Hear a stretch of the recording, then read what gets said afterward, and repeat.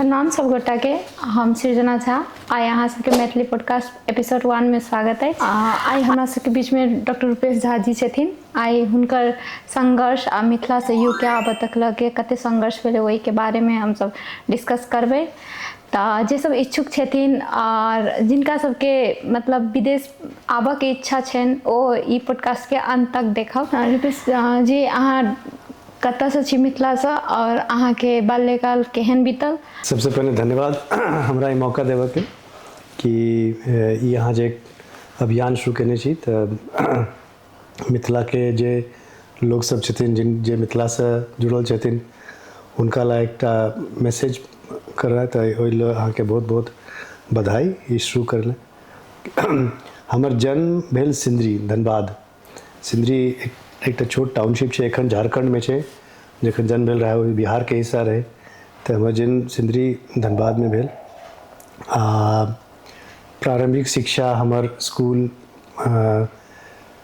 +2 तक जकरा हम कहै छी इंटर कहै छी ओ हमर सिंदरिये में रहल। ओहिठाम के लोकल एक स्कूल में रही। हमरा तो बुझाइए कि हम एवरेज विद्यार्थी रही, लेकिन हमार संगी सबसे कहबै तो कहल कि नहीं तू टॉपर रहे। तब वन ऑफ द टॉपर्स हाँ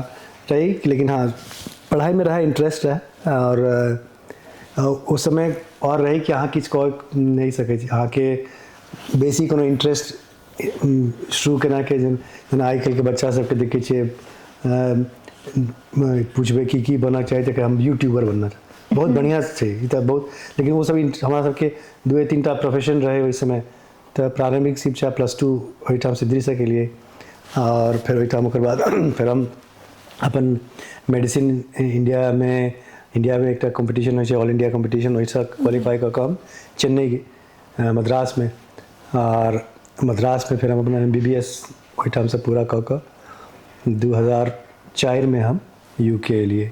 तो 2004 में हम एहिठाम आपका ओकर बाद हम 2004 से लऽ कऽ 2025 करीब 21 साल भऽ गेल हमरा एहिठाम। तो ओहि समय में जे पर एहिठाम के रहे लोकल ट्रेनिंग, तो हमरा इंटरेस्ट रहा साइकाइट्री करऽ के, लेकिन संजोग एहन रहे कि हमरा जनरल प्रैक्टिस पे मौका भेटल। एखन हम पिछला 18 साल से एहिठाम यूके में एज ए जनरल प्रैक्टिशनर काज कऽ रहल छी, GP छी। परिवार में छथिन कनिया छथिन हमर, जे हमरा संगे हम सब काज करै छियै। ओ नॉन मेडिक छथिन, लेकिन हमर जे पूरा जे बिजनेस एस्पेक्ट रहे छै वो सम्हारे हुआ छथिन। MBBS पढ़े के कतऽ से चाहना भेल? MBBS पढ़े के कतऽ से हम फिर वह कही कि हम सब जब हम सब मोहल्ला में रही, तो प्रायः वो मोहल्ला में हर एक घर में एकटा इंजीनियर एकटा डॉक्टर रहे, नहीं तो क्यों इंजीनियर डॉक्टर। हमरा सबके समय में बेसी कोनो ऑप्शन रहे नहीं, तो प्रायः हम क्यों IIT में रहे, नहीं तो ऑल इंडिया इंस्टीट्यूट में रहे, तो वह मोहल्ला में हम सब रही। तब हमरा बुझाइए कि बेसी हमरा सबके चॉइस नहीं रहा कि चूँकि मेडिसिन करे के इच्छा रहा बच्चा से। अब कि हमारे इंस्पिरेशन बहुत गोटा रहती न फैमिली में, क्यों हमारे डॉक्टर नहीं रहते, लेकिन लोग सबके देखिए अस्पताल जाइए, डॉक्टर सबके देखिए, तो कतौ न कतौ ई फीलिंग जरूर रहा कि डॉक्टर बनवा। चूँकि हम हमार जे पैघ भाई छथिन वो इंजीनियर छथिन, तो फादर हमर से हो इंजीनियर रहथिन, तो रहे कि भाई डॉक्टर, तो ई रिस्पॉन्सिबिलिटी हमरा भेटल। तो हम अपन परिवार में हम पहिल डॉक्टर छी। तो अहाँ के मतलब अपन मैथिल से एठमन यूके आबऽ तक के बीच के चैलेंजेस की भोगऽ पड़ल? मतलब होइ छै ने आबऽ काल में तो बहुत चैलेंजेस आबै छै अपना सबके, स्पेशली मिथिला में रहऽ वाला के, तहिया तो ओते अपॉर्चुनिटी नहीं रहे। हाँ, तो आई थिंक चूँकि हम सब रहलिए सिंदरी में, तब मिथिला से चूँकि ओहिठाम समाज रहे, मिथिला समाज से जरूर रहे, विद्यापति समारोह हो हर एक साल, तो मिथिला से हम सब कनेक्टेड रहिए, बच्चा से रही। चैलेंजेस जे मध्य वर्ग परिवार में हो यूजुअल चैलेंजेस कि हमरा सबके बेसी इंटरेस्ट आ शौक कोनो नहीं रहा। स्कूल रहा, मतलब भोजन खेनाई और पढ़ाई या तीने टा ऑप्शन रहे हमरा सबके चारिम बहुत जना भी रहलै तऽ हमसब कखनो सिनेमा चलि गेलहुँ कखनो ई लेकिन प्रायः बेसी डिस्ट्रैक्शन के रूप में बेसी ऑप्शंस नहीं रहा तऽ चैलेंजेस कहबै यूजुअल जब परिवार में होइ छै कि शौक तऽ सबके रहै छै कि ई करे हमरा सबके याद है कि हम सब छोट रहिए तऽ चूँकि हम सब 5 भाई बहन सब छै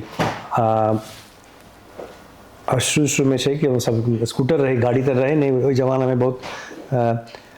तऽ हम रहे कि नहीं गाड़ी जखन गाड़ी के समय भेलै मारुति ओहि समय शुरू आयल रहे मारुति 800 तऽ हमरा मोन है कि हमरा सबके मैथिली एकटा रहथिन तऽ हुनका लग पहिल बार मारुति 800 देखलिए आ मारुति 800 एहन गाड़ी रहे कि ओहिमे आवाजे नहीं रहे मतलब गाड़ी स्टार्ट हो जाए आवाज नहीं तो बड़ा लगे कि अगर धीरे धीरे चूँकि हम सब परिवार पैघ रहे तब हमरा सबके मारुति 800 नहीं रहा लेकिन किछु दिन के बाद हमरा सबके पापा रहथिन तो अपन गाड़ी किनलखिन इट was a second hand car लेकिन मतलब हमरा सबके बचपन में ई कोनो चीज के कमी नहीं रहल कि हाँ जो कहै छी जे घर में छै ने कि भोजन कपड़ा मकान हाँ तरह तरह के खिलौना नहीं रहा और तरह तरह के ये सब ऑप्शन नहीं लोग वही जमाना में रहे लोग सब यानी कि नहीं रहे लेकिन प्लस बेसी उन तक इंटरेस्ट है उससे नहीं रहा वो कह सकै छी अहाँ ओतऽ तऽ अपन जगह पर काम करते रहिए प्रैक्टिस करते रहिए अपना फील्ड में लेकिन अहाँ के मिथिला छोड़ के एहिठाम आबे के कतऽ से चाहना भेल तऽ हमर जर्नी रहा कि मद्रास में के लिए हम MBBS के पढ़ाई मद्रास से के लिए तो इंडिया में से सेटल कर सकते रही इंडिया में से हम पोस्ट ग्रेजुएट क्वालिफिकेशन कऽ सकते रही हमारा ओहिठाम जगह भेटल रहा ओहिठाम सीट भेटल रहा यूके आवेला के मेन कारण हमरा लागल कि एक तरह है कि बाहर कि विदेश जाकर कि विदेश में केहन पढ़ाई होइ छै तऽ ई सोच के तऽ बहुत कम लोग आबै छै कि एहिठाम सेटल कऽ जाए तऽ अब इएह रहे कि अब एहिठाम के जे नियम छै कि अहाँ इंडिया से कोनो क्वालिफिकेशन कऽ कऽ आउ तऽ अहाँके बेसिक से शुरू करऽ पड़त तऽ ई रहा दुविधा कि एहिठाम इंडिया से पोस्ट ग्रेजुएशन कऽ ली तखन जाओ या एहिठाम आके पोस्ट ग्रेजुएशन के पढ़ाई करूँ तो हम डिसाइड के लिए कि नहीं जखन यूके के जे क्राइटेरिया छै ओकर बहुत स्ट्रिक्ट क्राइटेरिया छै कि अहाँ इंडिया से आ गेल तो अहाँके ज़्यादा ऑप्शंस बेसिक से शुरू करऽ पड़त तो वही लऽ कऽ हम अपन हायर एजुकेशन ला आयल रही लेकिन ई कहियो कि समय जेहन रहै छै एंड सिचुएशंस एहिठाम नीक लागल लोग सब सेटल केलहुँ परिवार बढ़ल बच्चा सब एहिठाम जन्म लेल तो इवेंचुअली डिसाइड केलहुँ कि नहीं एहिठाम सेटल करो तो 2013 में एहिठाम के नागरिकता लेलहुँ तो कि एहनो नहीं रहा कि एहिठाम हमर कोनो परिवार के या कोनो सदस्य रहथिन या क्लोज फैमिली मेम्बर रहथिन से क्लोज कोनो फैमिली मेम्बर नहीं रहथिन एक आध दू से परिचय जरूर रहा आबऽ से पहिने लेकिन क्लोज कहबै से नहीं रहा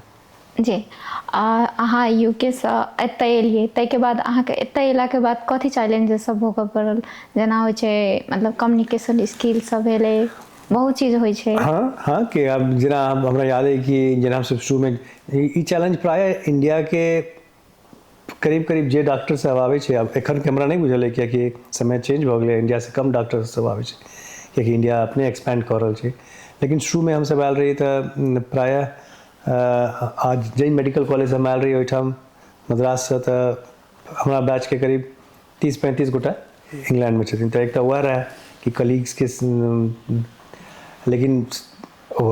इंग्लैंड छै तऽ वहाँ अहाँ लगता एकटा पूरा नया देश छै अहाँ तऽ स्क्रैच करै छी एकदम तऽ हमरा याद है हम सब या अगस्त के महीना में आयल रही अगस्त इंडिया में कनी पानि शुरू भऽ जाइ छै मानसून सीजन भऽ जाइ छै तऽ ओहि समय हमर टिकट रहा एहिठाम एलहुँ तऽ जाड़ बड़ जाड़ रहे एहिठाम मतलब अगस्त के महीना में एहिठाम के हिसाब से करीब करीब समरे कहबै कियाकि समर टुवर्ड्स द एंड होइ छै लेकिन हमरा लग तऽ जाड़े लागत रहा साँझ भऽ जाइत रहे तऽ मतलब टेम्परेचर कहीं कम, तो टेम्परेचर चेंजेस वाला सिचुएशन रहा, प्लस भाषा में दिक्कत कि धीरे धीरे अहाँ एहिठाम ई सब जेना बाजैत रहे, तऽ चूँकि हम अंग्रेजी मीडियम में पढ़ने रही तऽ हमरा कनी एडवांटेज रहे, लेकिन तैयो एहिठाम के एक्सेंट, एहिठाम के बोलचाल के भाषा तऽ कनी सीखऽ पड़ल, समझऽ पड़ल। हम सब प्रायः बड़ा तेज बाजै छी, वी स्पीक वेरी फास्ट, तो ओ हमरा लोग सब कहलखिन कि नहीं, कनी अहाँ जे बाजै छी तऽ धीरे धीरे ओरिया कऽ स्पीक स्लोली। शुरू में लिए तऽ हम सबके असगरे रहिए, बियाह भऽ गेल रहा, लेकिन हमर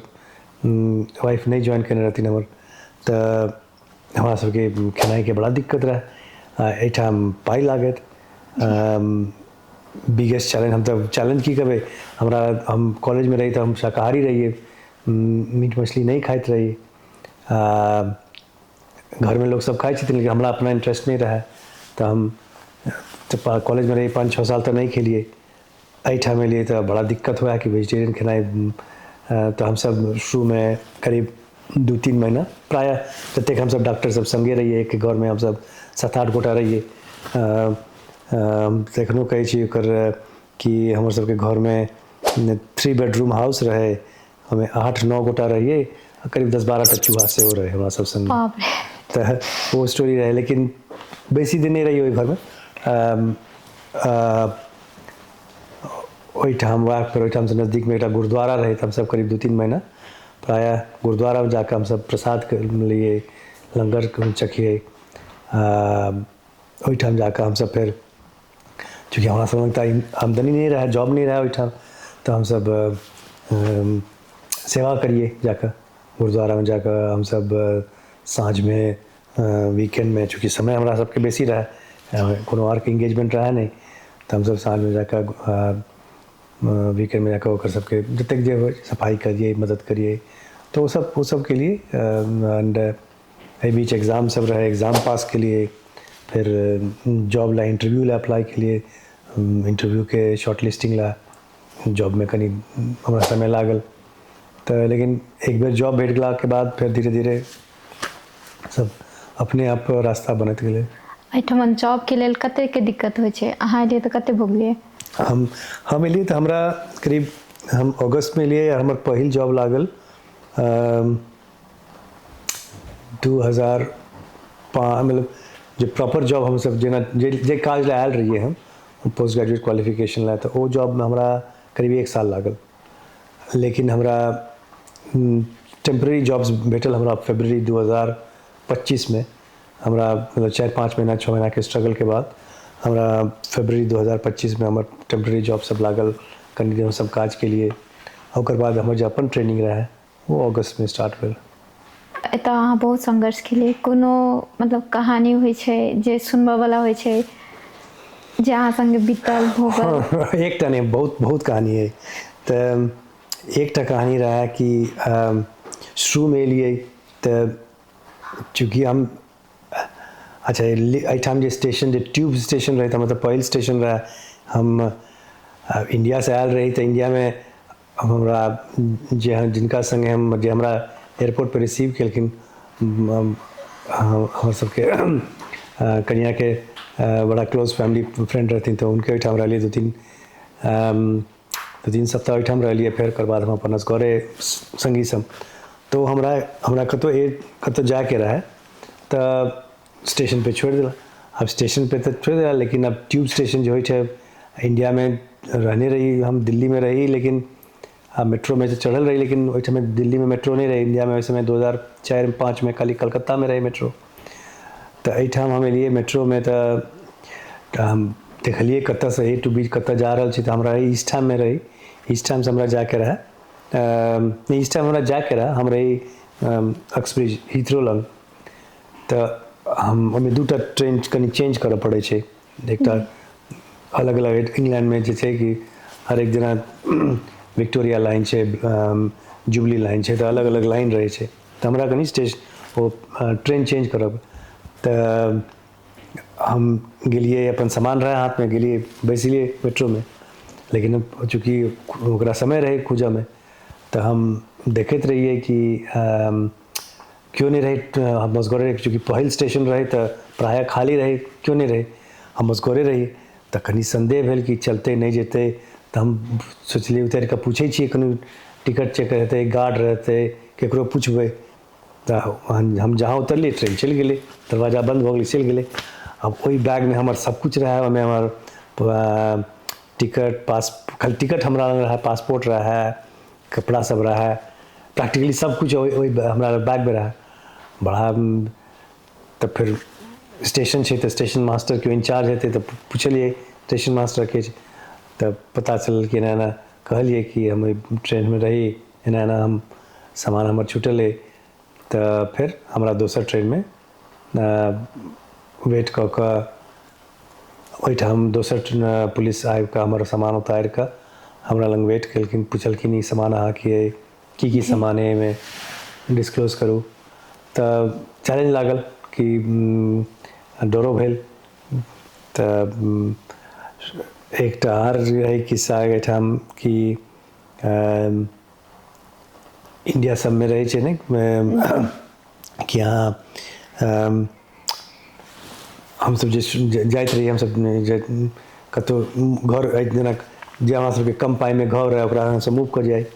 तो हम सब या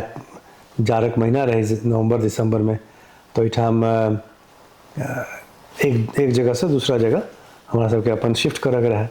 अब शिफ्ट करूँ तो हमें टैक्सी वाला तो चक्कर रहे नहीं कि भाई, तो करीब हमारा बुझाया कि दो तीन किलोमीटर है वो सामान लऽ कऽ। अब सामान लऽ कऽ जाड़ में ठंडा में 2-3 किलोमीटर चलना है, रोड के किनारे किनारे सूटकेस खींचना है, बहुत मुश्किल है। तो अब टैक्सी करबे तो पाई लागत, पाई तो लग ही नहीं। बस जब जाए तो बस में ओतेक भारी सामान अहाँके लऽ नहीं जाए पाए। तो हम सब तो तैयो चूँकि मेंटली रही प्रिपेयर्ड कि कम वॉट में जे चैलेंज थे हम सब, तो वो रहा कनी प्लस इहो रहा कि इंडिया से अतेक बाबूजी हम उनका से कनी बहुत पाई देने रहथिन, अपन किछु पाई रहा उस। तो ये तो बहुत आदमी एक्सपेक्टेशंस लऽ कऽ आबै छै इंग्लैंड, तो पैसा कनी संभाल के खर्च करे छे। तो 2 पाउंड बच गए बस के किराया, तो बहुत बचल। 2 पाउंड में आदमी एक टाइम खा ले छे। तो उस चैलेंज तो रहे आई थिंक, लेकिन ई फीलिंग यार रहे छे कि जे पर्पस लहाँ आयल छी, जे उद्देश्य से अहाँ आयल छी ओकरा पूरा करे छे। तो वो वह रहा। हाँ एक आर स्टोरी हमरा एक मन स्टोरी है। तो हम इंडिया से आयल रही, तो हम हमरा सब कहने रहा कि चूँकि जॉब अप्लाई करे के रहा, तो CV बनबे के रहा। तो CV बनबे में तो कहल कि अपना एहिठाम फोटोकॉपी के पाई लागत रहे, हमरा सबके तो कोनो रहे नहीं ऑप्शन। तो हम सब इंडिया से CV करा कर 30-40 टा अपन CV कॉपी बना कर ताकि पठेबिए जॉब इंटरव्यू में। तो ओहिमे इंडिया से फोटो सेहो खींचने रही, ओहिठाम डिजिटल फोटो खेने रहे। तो हमरा मोन है एक हम सब डिजिटल फोटो खेने रहे। तो एहिठाम जे पासपोर्ट साइज होइ ओकर बैकग्राउंड व्हाइट होइ छै, इंडिया में जो रहे ओहिमे ओकर ब्लैक रहे, डार्क रहे। तो हम दिलिए में, तो कहल नहीं पासपोर्ट नहीं चलेगा। तो कहल तो वहाँ फिर से अहाँ फोटो खिंचाओ, कते पाई लागत। तो आई थिंक बेसी नहीं रहे, 4-5 पाउंड रहे, लेकिन 5 पाउंड बहुत रहे ना इस समय। 5 पाउंड अहाँ के वीकली अहाँ दैत रहिए, घरक किराया 40 पाउंड पर वीक, हमरा बुझले 40 पाउंड पर वीक देते रहिए। ओहिमे अहाँके सब किछु हीटिंग लाइटिंग सब इंक्लूडेड रहे, काउंसिल टैक्स पर। मतलब हम सब 8 गोटे रहिए, तो वो 3 गोटा के जोड़ के मतलब तो हाँ तो हम सब 40-40 पाउंड, तो 5 पाउंड में से चल जाए तो बड़ा बड़का। तो कहल कि हम कहलिए हमरा डिजिटल कॉपी एक बैकग्राउंड चेंज कर दे, कहते चेंज तो कर देबो, लेकिन ओहिमे समय लागत। हमरा लग ओतेक समय नहीं है कि ओकरा हम ब्लैक के आई 2004 के टेक्नोलॉजी है, एखन तो टेक्नोलॉजी आसान भ गेलै है, फिल्टर लगा दियो, ई कऽ दियो। तो हमरा सरदार जी कहलक, सरदार जी के दुकान रहे, नीक आदमी रहे, बड़ नीक आदमी। तो कि पूछल कि क्या करते हो, why are you here and things. तो बुझली डॉक्टर छे, तो डॉक्टर के नहीं तो लोग एहि देश में कनी लोग कनी इज्जत करे छे। तो कहले ठीक है, I will show you what to do and you do it yourself. तो हम ओकरा कुर्सी पे बैस कर करीब हमरा बुझाइए एक 1.5-2 घंटा लागल है वो धीरे धीरे धीरे ब्लैक के हम व्हाइट केने एडिट केने गेलहुँ भऽ गेल तऽ एहि सरके फाइन ओकर बिजली पानी जे लगले हेतै ओकर कमरा बजाय 1-8 पाउंड लेने हेतै हमरासँ या मोन नहीं है लेकिन लेबरके हम वैल्यू कहै छी कि देशमे लेबरके बड वैल्यू छै आ कोनो काज छोट नहीं छै जी एहि देशमे ई सीखनाइ बड़ा जरूरी छै कि नो वर्क इज बिग और स्मॉल कहै छै ने कि ई छोट काज ई पैघ एहिठाम अहाँ बस चलबै छी अहाँ की कहै छै गार्डनर छी अहाँ जे काज करै छी अहाँ करू अहाँ वो अहाँके इंटरेस्ट है अहाँके पैशन है तऽ मतलब डिस्क्रिमिनेशन नहीं छै लेकिन हाँ एखन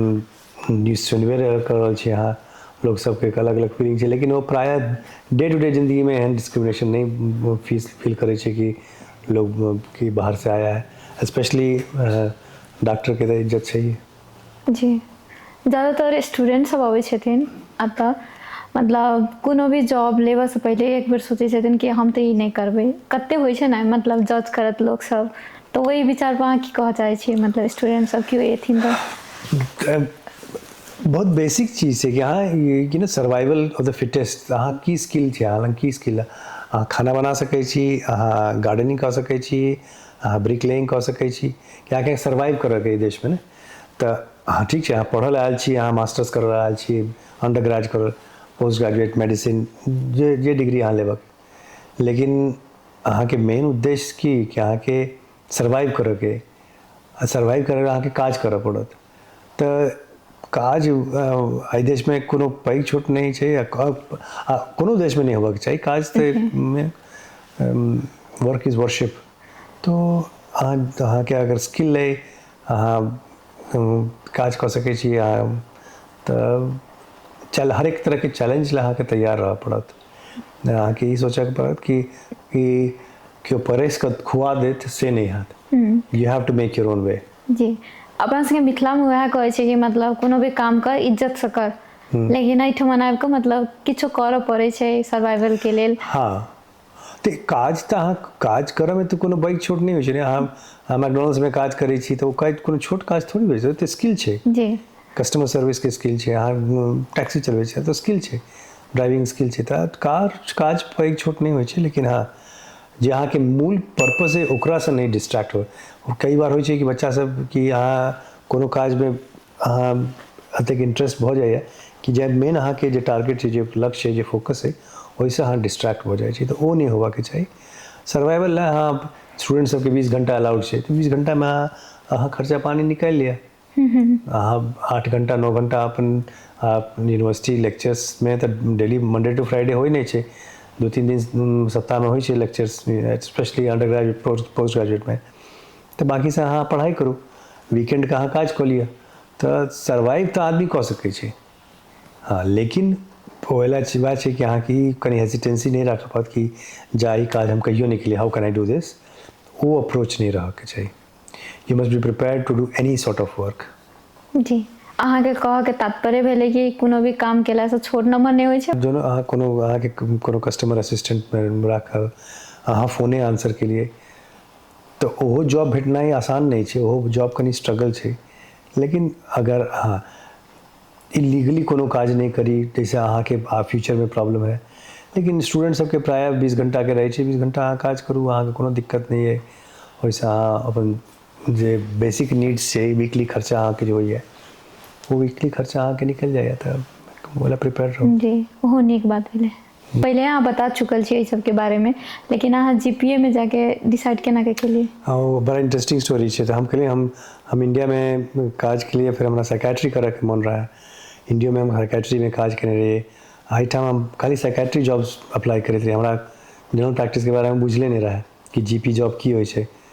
आ संयोग कहबै कि हम जतऽ साइकेट्री जॉब अप्लाई करिए हमरा कतौ शॉर्ट लिस्टिंग नहीं आए इंटरव्यू नहीं आए तऽ एक जगह हम डार्टफोर्ड छै एहिठाम कैंटमे ओहिठाम काज करैत रहिए हमरा क्लिनिकल अटैचमेंट कहै छै ओहिठाम हम काज करैत रहिए तऽ हमर एकटा कंसल्टेंट जिनका संगे काज करैत रही वो हमरा कहलखिन कि अहाँ जनरल प्रैक्टिसमे किया नहीं अप्लाई करै छी तऽ हम पुछलिए ई की होइ छै तऽ अहाँके नहीं बुझल अइ तऽ नहीं तऽ हम कहलिए ठीक छै हमरा साँझमे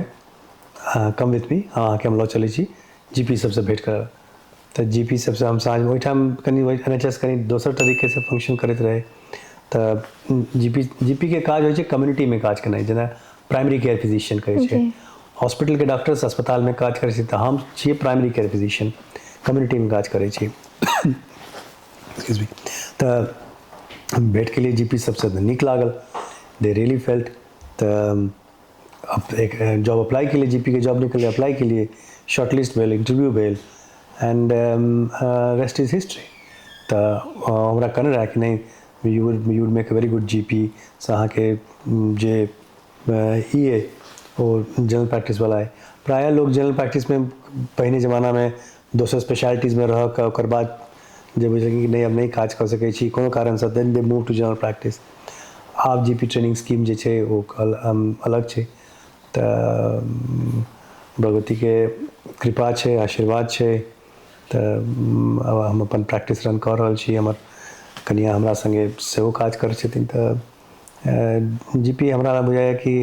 इट्स वर्क फॉर मी, हमरा लए नीक रहल। जी हेल्थ के सेक्टर में अहाँ मिथिलोमे काम केलिए, अयोठाम काम केलिए, इंडिया में काम केलिए, तो काम केलिए, तऽ अहाँके डिफरेंस की बुझायल? मतलब कते इम्पोर्टेंस, मतलब इंडिया और एतऽ में कते के डिफरेंस भेल? इंडिया के हेल्थ सिस्टम आ यूके के हेल्थ सिस्टम अलग छै। अलग एहिलिए छै कि इंडियामे एहिठाम जे छै कि गवर्नमेंट फंडेड छै। मतलब यूके के health system is completely NHS funded. एहिठाम नेशनल हेल्थ सिस्टम कहै छै ओकरा। तो ओ सरकारी छै। तऽ अब चूँकि सरकारी छै तऽ ओहिमे सब कुछ अहाँके फ्री छै। बेसिक ट्रीटमेंट से लऽ कऽ बाईपास ऑपरेशन, कैंसर कीमोथेरेपी, सब ट्रीटमेंट फ्री छै। इंडिया में प्रॉब्लम छै कि अहाँके सरकारी अस्पताल ओहूठाम छै, ओहूठाम प्राइमरी केयर छै, बट ओहिठाम चैलेंजेस छै कि ओहि लेवल के, चूँकि अब गांव देहात में केओ काज नहीं करे छै। हमहूँ सब रही इंडिया में जखन ट्रेनिंग रही तऽ गाँव में रही। तऽ गाँव में जाकर हमसब मैंडेटरी पोस्टिंग रहे जखन इंटर्नशिप करैत रही। तऽ गाँव में प्रायः डॉक्टर सब आबिते नहीं रहे, जब सीनियर डॉक्टर सब रहे। एक आध 2 घंटा आयल, नहीं तो नहियो आयल। तऽ आप सब ओहिठाम प्राइवेट छै, मतलब अहाँके पाइ दियौ। एहिठाम छै कि अहाँ पाइयो नहीं देबै तऽ अहाँके ट्रीटमेंट, मतलब ट्रीटमेंट के बगैर अहाँ मतलब जान के हानि, जे नुकसान जे कहै छै से नहीं है। इंडिया में छै कि अहाँ नहीं पाइ रहत अहाँ ट्रीटमेंट नहीं करा सकै छी। तो बेसिक डिफरेंस छै एहिठाम कि सरकार फंडेड छै। एखन इंडिया सिस्टम कनि चेंज भऽ गेलैए, आयुष्मान सिस्टम भऽ गेलैए सरकार के तरफ से जे प्रोविजन्स भेलैए, तऽ ओहिसँ गरीब सबके बड़ा डेफिनेटली फ़ायदा भेलैए। लेकिन जखन हमसब आयल रहिए ओहिठाम ओ सिस्टम नहीं रहे। तऽ द हेल्थ इकोनॉमी जे छै वो कम्प्लीटली डिफरेंट छै। प्लस एहिठाम डॉक्टर के बेसी अकाउंटेबिलिटी छै, मरीज के बेसी राइट छै। इंडियो एखन बदल रहल छै, इंडियो में बेसी एखन ई सब भऽ गेलैए, consumer rights and rights of patients, वो सब चेंज भऽ रहल छै। लेकिन हमसब जखन आयल रहिए डॉक्टर से बातें नहीं करे, डॉक्टर से अहाँ क्वेश्चने नहीं पूछ सकै छी। एहिठाम अहाँ मतलब जाबे अहाँ सेटिस्फाइड नहीं रहब ना डॉक्टर अहाँके ट्रीटमेंट दऽ नहीं सकैए। तऽ अहाँके सब डिस्कशन पेशेंट, तऽ एक जे हमसब कहै छी शेयर डिसीजन मेकिंग, कि जो ट्रीटमेंट या कोनो ट्रीटमेंट हमसब मरीज के करै छी, मरीज के बता कऽ, मरीज के कॉन्फिडेंस में लऽ कऽ, मरीज के डिस्कस कऽ कऽ। इंडिया में जे हेल्थ जे सिस्टम छै ओ जे डॉक्टर जे कहि देलक वएह, तो कनि वो डिफरेंस छै। आब चेंज भऽ रहल छै, आब सिस्टम एकदम चेंज भऽ रहल छै। इंडिया में बहुत नीक प्राइवेट सेक्टर सब छै। इंडिया में एखन क्विक एक्सेस छै। इंडिया जखन डेवलप कऽ रहल छै तऽ वो सब डेफिनेटली थिंग्स चेंज कऽ रहल छै। लेकिन मेन सिस्टम वएह छै, चूँकि फंडिंग सरकार से छै, ओहिठाम प्राइवेट छै, तऽ अहाँ लग पाइ नहीं रहत तऽ इंडिया कैन नॉट, मतलब मरीज लग पाइ नहीं रहत तऽ फिर अहाँके ट्रीटमेंट नहीं हैत इंडिया में। जे बढ़िया अस्पताल सब छै। अहाँ ई जीपी में जहियासँ लागल छियै, अहाँके मतलब पेशागत रूप में अहाँके कोन छल सबसँ ज़्यादा महत्वपूर्ण भेल, सबसँ ज़्यादा मतलब अहाँके खुशी लागल कि हम ई केलहुँ, जैसे होइ छै ने? जब जीपी के ट्रेनिंग 2005 से शुरू केलिए, 2008 से हम फुल टाइम जीपी छी। तऽ बहुत मतलब अपॉर्चुनिटीज़ भेटल। एखन हम जीपी ट्रेनिंग में प्रोग्राम डायरेक्टर छियै तऽ एहिठाम लोकल जे डॉक्टर के ट्रेन करै छियै जे जीपी क्वालिफाई तऽ अपन मोन आबैया चाहे 15-16 साल 17 साल पहिने हमसब ट्रेनिंग में रही तऽ एखन हम जीपी प्रोग्राम ट्रेनिंग डायरेक्टर छियै एहिठाम तऽ एक सक्सेस तऽ ओहि बेसिस पे तऽ नहीं अहाँ कह सकै छी कि अहाँ की अचीव केलहुँ लेकिन जे अहाँके पर्पस है जे मरीज के जहाँ जेला अहाँ छी तऽ मरीज के सेटिस्फैक्शन रहै छै अहाँ अपन मनसँ काज कऽ सकै छी तऽ ओ बेसी मायने करै छै पर्सनल इंडिविजुअल सक्सेसेस कोनो हमरा नहीं बुझाया कि मैटर करे छै लेकिन हाँ जे जहाँ के मेन पर्पस है कि अहाँ मरीज के ट्रीटमेंट कर रहल छी ओकर ट्रीटमेंट भऽ रहल छै एंड ओकर फीडबैक सब एतेक नीक रहल छै तऽ ओ अहाँके बेसी सेटिस्फाइंग छै पर्सनली एहिठाम फेलो छियै हम royal college of general practitioners के तऽ फेलोशिप भेटनाइ एक द हाइस्ट अचीवमेंट छै एज अ जीपी देश में लिमिटेड नंबर ऑफ फेलोज रहै छथिन जनरल प्रैक्टिस में तऽ ओ सब छै लेकिन आई थिंक ओहि सबसँ बेसी पेशेंट सेटिस्फैक्शन जे छै कि ओ बेसी मायने करै छै जी अहाँके एते जीपी के एतऽ यूके आबि कऽ जीपी में रहनाइ संघर्ष बहुत नीक लागल सुनि कऽ तऽ अहाँ मिथिला संगे एहिठमन आबि कऽ केना कऽ जुड़ल छियै मिथिलासँ केना हम कहै छियै मिथिलासँ बड्ड डीपली कनेक्टेड छियै रूटेड छियै मिथिलाके जतेक प्रोग्राम होइ छै ओहिमे पार्टिसिपेट करै छियै एहिठाम मैथिलवासी करीब हमरा बुझाइए 700-800 परिवार जरूर छथिन ओहिमे किछु लोग छथिन जे नहीं एखन बेसी लेकिन एखन जे हमसब नंबर देखै छियै व्हाट्सएप में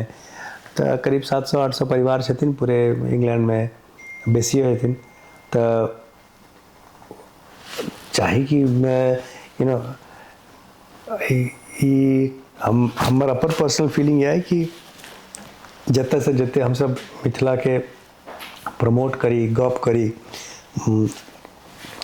एकत्र भऽ कऽ रही कल्चर के कियाकि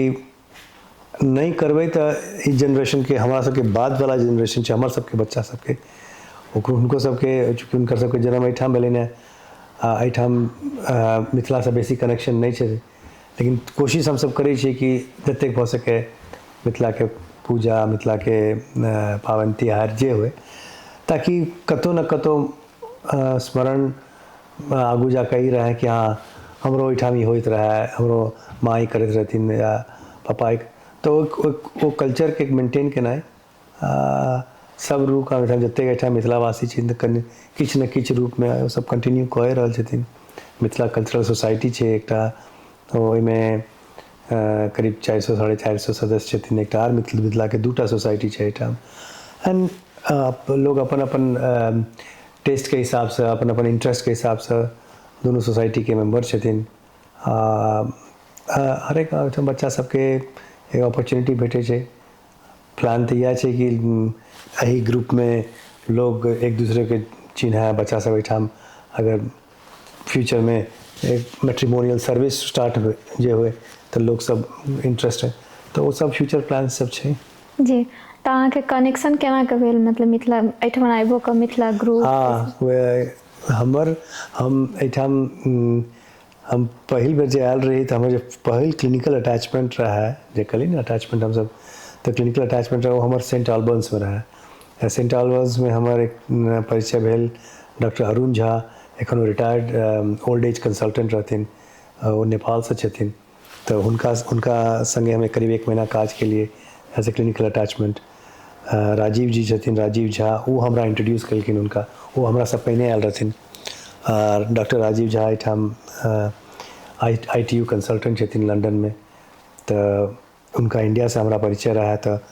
ओहिसँ ओ फिर हमरा इंटरव्यू तऽ इएह एक दूसरेके कनेक्ट कऽ कऽ एक दूसरासँ परिचय भऽ कऽ धीरे धीरे कम्युनिटी ग्रो करै तऽ ओहि बेसिस पे भेलै जी और अहाँ मतलब सुननो छियै देखनो छियै अहाँ मतलब मिथिलासँ आबिओ कऽ एहिठमन अपना तऽ छठिके मतलब अथी अपन रूटके एहिठमन आनि कऽ कायम केने छियै मतलब अपन रूटके जारी केने छियै छठि ओतौ ओहिना मनबी एतौ ओतऽ अहिना मनबी कतेके मतलब डिफरेंस छै केना कऽ मनाबि रहल छै से इंडिया में हम बच्चे से हम सब बच्चे छठ से तो बड़ स्टोरी हमरा सबके मोने हम माथा पे हम सब लऽ कऽ करीब एहिठाम तऽ कनिकबे दूर जाके छै इंडिया में हम सब करीब 1-2 किलोमीटर माथा पे लऽ कऽ जाइत रहिए तऽ वो स्टोरी मोने चूँकि वह सब माँ करैत रहथिन बाबी करैत रहथिन छठ ओकर बाद बाबी के बाद माँ केलखिन माँ के बाद एखन हमर कनिया कऽ रहल छथिन मीनाक्षी तऽ वो फीलिंग तऽ रहिते छै छठ आर छठ से बच्चा सबसे वो मेमोरीज जुटल रहे छै ओतऽ यादगार जे रहे छै कि दिवाली के 6 दिन बाद फटाका बचा कऽ रखलहुँ छठ में फोड़लहुँ छठ के प्रसाद भेटल तऽ वो फीलिंग रहे छै तऽ ओकरे हमसब प्रयास में छी आर कोशिश करै छी कि एकरा जतेक दिन शरीर साथ दे और वो कंटिन्यू करबे। तऽ ई छठ एहिठाम मनाबे के कहिया से शुरू केने छी? तऽ माँ हमर करैत रहथिन छठ तऽ हमसब 2016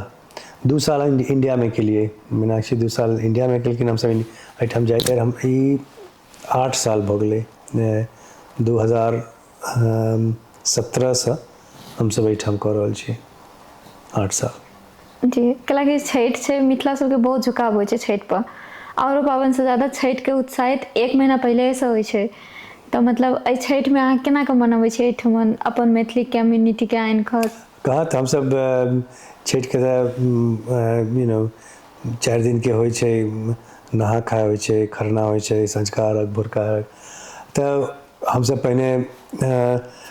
लोकले में करैत या दिन चारि एहिठाम जे लोकल मिथिला परिवार छै धीरे धीरे नंबर बढ़ैत गेलै हमरा याद है एक बेर हमसब 17-19 में कोविड के समय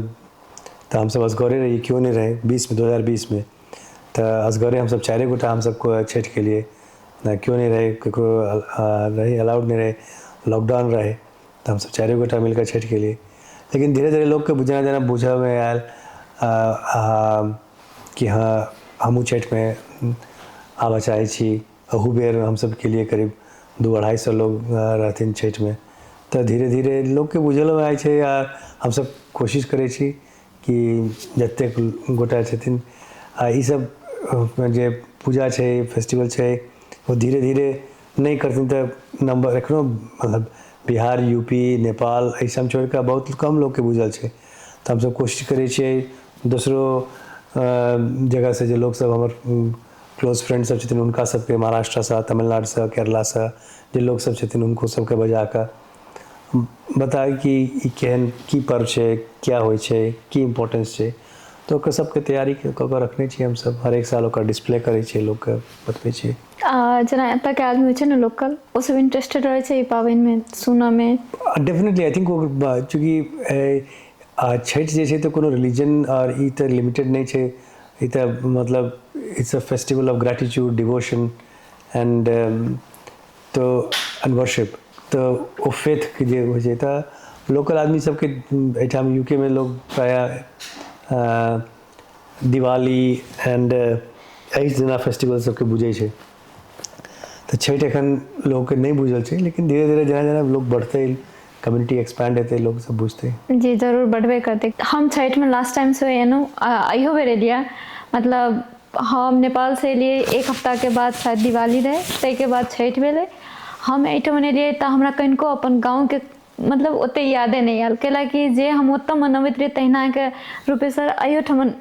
अयोठमन सेम ओहिना के मनबै छलखिन हँ तऽ ओ हमरा देख कऽ बहुत नीक लागल। एक जेना अपना सबके होइ छलै खरना तहिना मिनी दीदी एहिठाम खरना मनबथिन प्रात भने सँझुका अर्घ ताहिके बाद भोरका अर्घ एहिठाम आबि कऽ हमरा एक्जैक्टली पता चला कि छठि केना कऽ मनबै छै कैलाकि ओहिठाम मनबै छलै लेकिन छोट में देखैत रहिए सुनैत रहिए एहिठाम आबि कऽ हम मतलब आब ओते ज्ञान भेला ताहिके बाद देखलिए हमरा बहुत नीक लागल यूके में आबि कऽ मतलब अपन मैथिल के एना कऽ जोगाबि रहल छथिन ओहिके लागी बहुत खुशी लागल।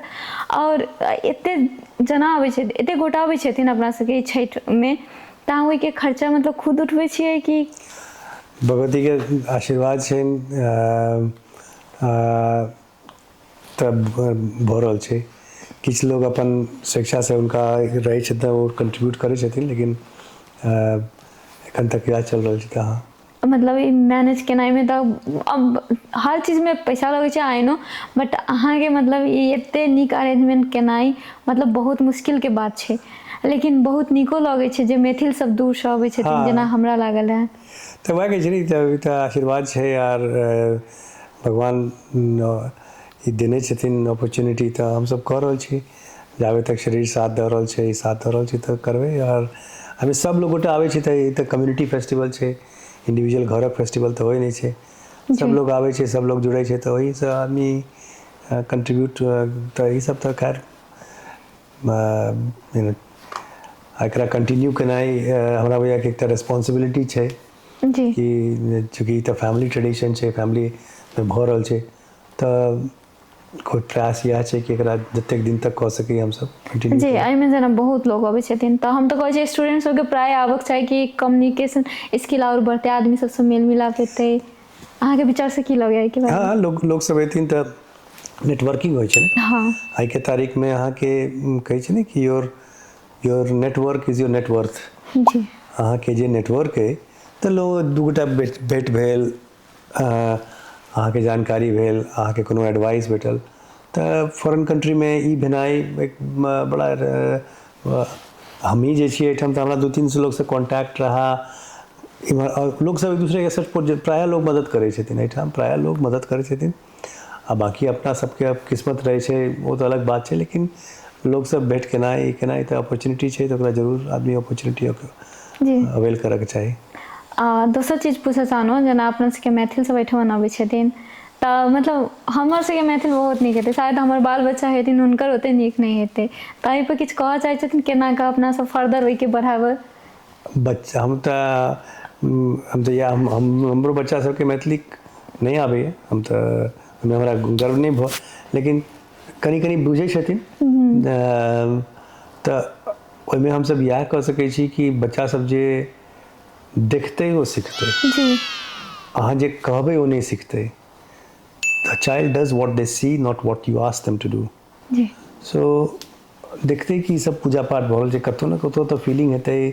मिथिलासँ जुड़ल छथिन ओतऽ ओ रहतै I think it will automatically happen हमर सबके अपन काजे अपन करैत रही कोशिश करी मैथिलीमे जतेक पॉसिबल छै घरमे बात करी आपसमे गप करी कम्युनिटी मेंटेन करी धीरे धीरे बच्चा सब सीखतै फोर्स कऽ कऽ प्रेशर डालि कऽ ई कऽ कऽ ओ नहि पॉसिबल छै लेकिन कनि हमरा सबके काजे इंटरेस्ट जगेनाइ एज पेरेंट्स हमर सबके अभिभावक या कोनो चीज हमर सबके रिस्पॉन्सिबिलिटी अइ टू मेक देम अवेयर ओकरा सबके इंटरेस्ट जगेनाइ ओ इंटरेस्ट जगतै ई सब देखथिन तऽ जरूर इंटरेस्ट जगतै जी फेर आगे ओ सब तऽ लैंग्वेज सीखऽमे तऽ बेसी समय नहीं लागै छै जी हम देखलहुँ रहियै छठिमे जेना इंटरेस्ट लऽ कऽ बच्चा सब करथिन हाँ तऽ वएह कहै छै ने कि ऑटोमेटिक भऽ जाइ छै अब बुझै छै कि ई प्रोग्राम छै ई शेड्यूल छै तऽ ओमके अपन आयल रहथिन अपन यूनिवर्सिटीसँ एक दिन उनका क्लासो छोड़लखिन ठीक है अब साल में एक बार क्लास लेक्चर छूट गया क्या कर सकते हैं तो लेकिन भऽ जेतै बच्चा सबके इंटरेस्ट जी दोसर बात पूछऽ खोजलहुँ हँ मतलब जे मिथिलासँ जे एहिठमन नवयुवक सब अबै छथिन तऽ ओ सब प्लान करै छथिन एहिठमन आबऽके तऽ हुनका सबके लेल मुख्य 3टा चीज बताबि सकै छी जे ओ सब करथिन तऽ ज़्यादा बेटर रहतै हुनका सबके लेल जरूर तऽ एक तऽ चीज छै कि एहिठाम जे स्किल जे छै अहाँ तऽ जेना एहिठाम बहुत यूनिवर्सिटी छै बहुत डिग्री छै तऽ अहाँ कोन डिग्री की करऽ रहल छी ओ अहाँ मतलब क्लैरिफाई पहले इंक्वायरी कऽ कऽ कि कोनो यूनिवर्सिटी कोनो कोर्स कऽ लेलहुँ ओहिसँ कोनो बेसी एडवांटेज नहीं है तऽ ई बड़ा क्लियर कऽ लिअ कि अहाँ की करऽ चाहै छी ओकर की एडवांटेज छै ओकर करैके बाद फ्यूचरमे की कियाकि एहिठाम पढ़नाइ लिखनाइ रहनाइ बहुत एक्सपेंसिव छै तऽ घर बेच कऽ जमीन बेच कऽ लोक सब एहिठाम आबै छथिन कऽ कऽ तऽ ओ डिसीजन बड़ा मतलब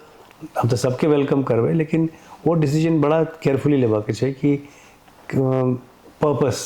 कोन कोर्स करै छी क्या कऽ रहल छी ओकर फ्यूचर की छै